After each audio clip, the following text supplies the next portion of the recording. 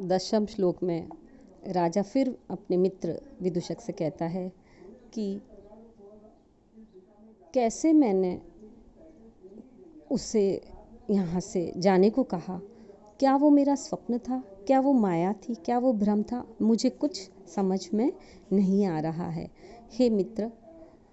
ये श्लोक लगभग स्वप्न वासव दत्तम के राजा उदयन के स्वप्न में आई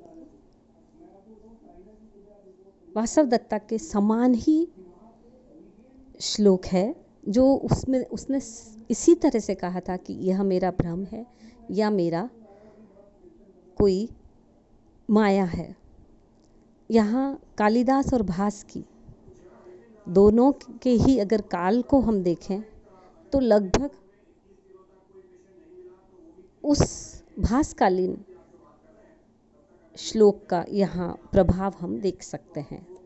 स्वप्नोनु मायानु मति भ्रमनु क्लिष्टम नु तावत् फलम एव पुण्यम असन्निवृत्ते तदति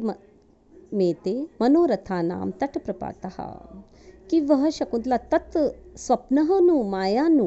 कि वह शकुंतला मिलन रूप वस्तु थी या क्या कोई स्वप्न था या कोई माया अर्थात कोई इंद्रजालिक माया थी, मति भ्रमनु या कोई मेरा ही बुद्धि का भ्रम था, तावत फलम एव क्लिष्टम पुण्यम नु, अथवा क्या वह उतने ही फल वाला मेरा अति अल्प पुण्य था, असन्न निवृत्ते अतीतम, वह फिर कभी न लौटने के लिए चला गया, मनोरथानाम एते मनोरथानाम तट प्रपातः, मेरे मन के मनोरथ तट प्रपातः, जो तट प्रपात के तुल्य है। अर्थात वह दुष्यंत अपने मित्र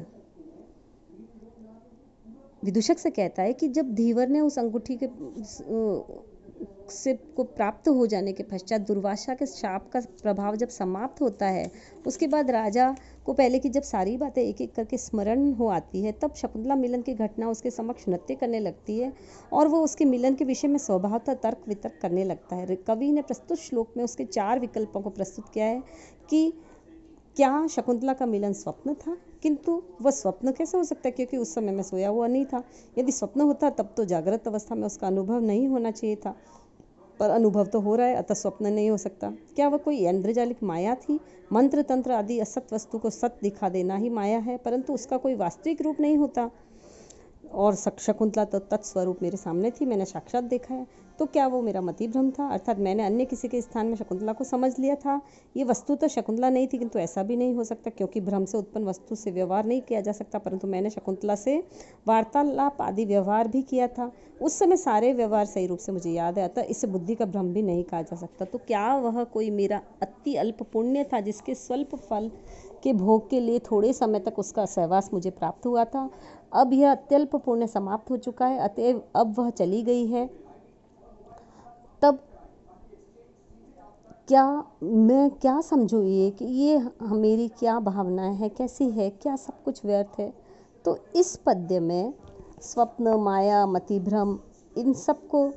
संदेह के रूप में देखा, अतः यह संदेह अलंकार है, उपजाति छंद है, प्रसाद गुण वैदर्भी रीति। अब राजा को जो अंगूठी प्राप्त हुई है उसे देकर वह पुनः सोच में पड़ जाता है और कहता है, तव सुचरितम अंगुलियम नूनम प्रतनु मम एव विभावत्य फलेन अरुण नख मनोहरासु तस्याः च्युतम असि लब्ध पदम यत अंगुलिषु। कि हे अंगुलीय, हे अंगूठी, तव सुचरितम मम सुचरितम, तुम्हारा जो पुण्य मम मेरे ही तरह निश्चय ही प्रत्न अति अल्प था, इसी कारण से फलेन के द्वारा विभावित होता ज्ञात होता है कि अरुण नख मनोहरासु, लाल नखों से मनोहर, तस्या अंगुलिशु, उसकी अंगुलियों में लब्ध पदम स्थान प्राप्त करके भी च्युतमसि, तुम गिर गई हो। अर्थात राजा अंगूठी से कहता है कि तेरा भी पुण्य मेरे पुण्य के समान ही बहुत थोड़ा था, जैसा कि तुम्हारे द्वारा अनुभूत फल से ज्ञात होता है। फल के थोड़े होने से ही तो शकुंतला की सुंदर अंगुलियों में पहुंचकर भी वहां से नीचे गिर पड़ी हो। जब तक तुम्हारा पुण्य रहा तुम उसकी अंगुली में बनी रही, पर जैसे ही पुण्य समाप्त हुआ तुम भी नीचे गिर गई। यदि तुम्हारा पुण्य अधिक होता तो क्या तुम इस प्रकार उसकी अंगुली से निकलकर गिर पड़ती? ऐसी सूचना वो कल्पना करके उस अंगूठी से ऐसे वार्तालाप करता है। इस प्रकार राजा इस पद्य में अल्प फल से अल्प पुण्य का अनुमान करता है, और अल्प पुण्य का अनुमान होने से यहाँ पर अनुमान अलंकार भी है, काव्यलिंग अलंकार भी है, पुष्पिताग्र छंद है, और समास अगर हम लिखना चाहें तो अरुण नख मनोहरासु, अरुणई नखे मनोहरा तासु, और लब्ध पदम में लब्धम पदम येन तत् बहुब्रीहि समास है,